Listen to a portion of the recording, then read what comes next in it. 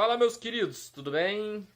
Eu não tenho o hábito de trazer vídeo na quinta-feira, mas hoje eu tava lendo as revistas por aí e vi uma reportagem bem interessante na revista Veja, que se chama aí Vergonha a Céu Aberto.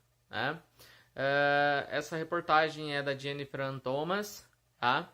E ela traça aí algumas características no que se refere à questão de saneamento básico dentro do Brasil. Né? Para a gente entender, os critérios de saneamento básico basicamente se referem a uma questão de vida adequada para a população. Isso vai desde ter um tratamento de água adequada até um sistema de esgoto que seja funcional. Né?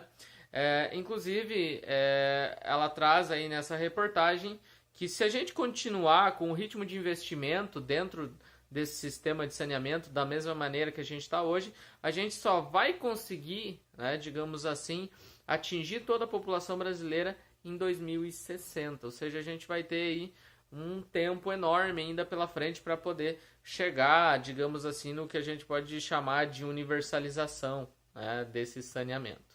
Tá?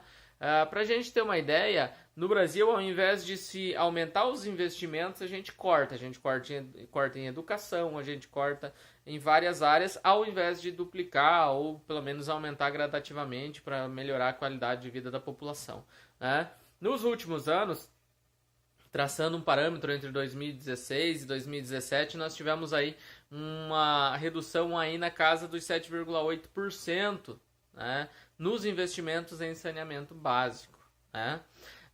Dá pra gente dizer que disso 50% menos, né, do que o necessário vem sendo investido, né, digamos assim, nessas questões de saneamento. Tá? Então, esse 50% menos, né, ele serviria para a gente universalizar esse serviço, que é uma meta que foi traçada pelo menos até 2033. Né? Para a gente ter uma ideia, foram investidos em 2017, né, esses 50% menos. Né?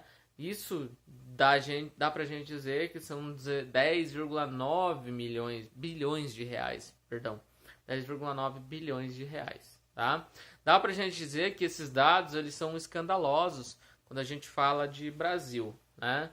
100 milhões de brasileiros praticamente não têm acesso a esses serviços, como saneamento básico, a questão do esgoto e nem água tratada. Né? Quase metade da população, portanto, não tem acesso à coleta de esgoto, ou o que se refere também a um dado bem importante, que cerca de 35 milhões de pessoas não são, digamos assim, não têm acesso direto à água tratada.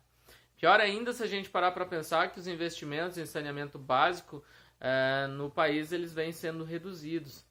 E aquilo que eu mencionei no início, só em 2060 para a gente chegar na universalidade desses serviços.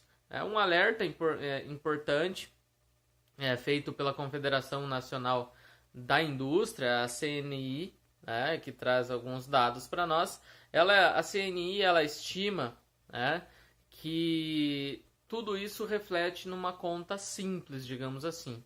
Nos termos do Plano Nacional de Saneamento Básico, né, o que se prevê é que até 2033 haja uma universalização desse serviço. Né? O gasto anual do país na área deveria ser, né, pelo menos, de 21,6 bilhões. Né? Diferente do que vem sendo investido, que é apenas 10,9 bilhões, 50% desse valor, mais ou menos. O que nós temos? Em 2017, dá para a gente dizer que o governo desembolsou pouco mais da metade dessa quantia, e dá para a gente dizer também que essa já é a terceira queda anual, né, dos investimentos nessa área.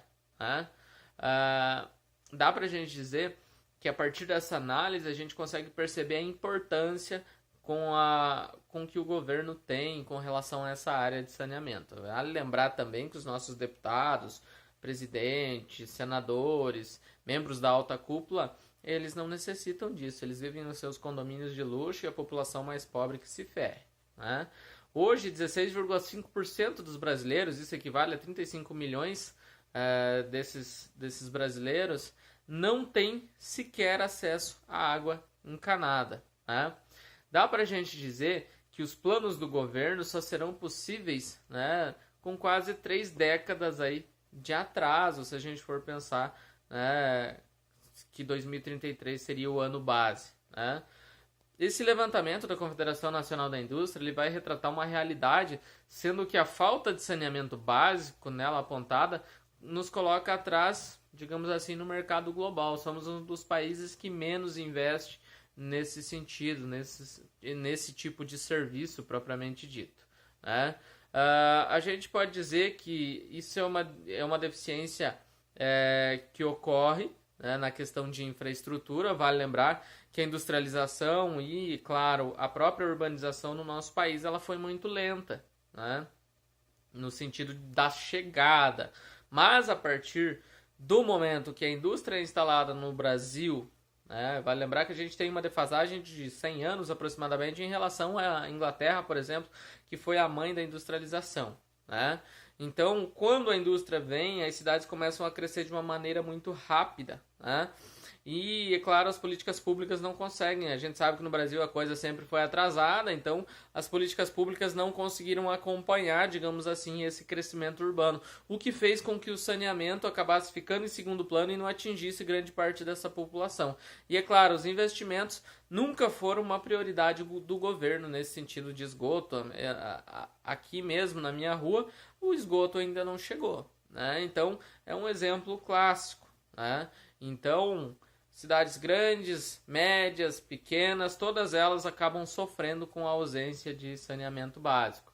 No Brasil, nós temos, dá pra gente dizer, que quase que um Canadá inteiro de pessoas sem água tratada, né? Sabemos, digamos assim, que alguns investidores poderiam até investir nessa demanda, só que a gente tem que trazer certos incentivos para isso acontecer. Uma medida provisória, né, que está em discussão no Congresso, isso lá desde 2018, né, prevê alterações na própria legislação voltada para o saneamento, né, e essas mudanças têm como um objetivo atrair aí o setor privado para estar atuando também dentro disso. Só que quando a gente fala de setor privado, a gente também tem que pensar na questão econômica, né? Segundo a própria Unesco, né, o déficit em saneamento aí afeta em especial as mulheres, uma vez que geralmente são as mulheres que nas regiões onde não tem acesso à água, são elas que têm que ir buscar essa água em longas distâncias, né, e isso coloca elas em situação de risco, né? São elas, basicamente, que em 3/4 das residências, né, sem esse serviço, ficam responsáveis por ir buscar essa água em fontes seguras, né? Sendo assim, elas acabam se expondo mais a certos riscos, né? A agentes nocivos, digamos assim. Hoje, 27 milhões de brasileiros não têm acesso a essa água tratada, né? Então, esse é um problema que tem que ser combatido, né? Basicamente, hoje, se tivesse água, esgoto sanitário, 635 mil, né, pessoas sairiam da linha da pobreza, né? Então, dá pra gente dizer que só o saneamento já conseguiria tirar uma grande parcela dessa população da linha da pobreza, né? A ausência desse saneamento, ela afeta basicamente aí as camadas de baixa renda, uma vez que o cara que tem dinheiro, ele não vai ter esse problema, ele vai morar lá no condomínio dele e para ele tanto faz como tanto fez, né?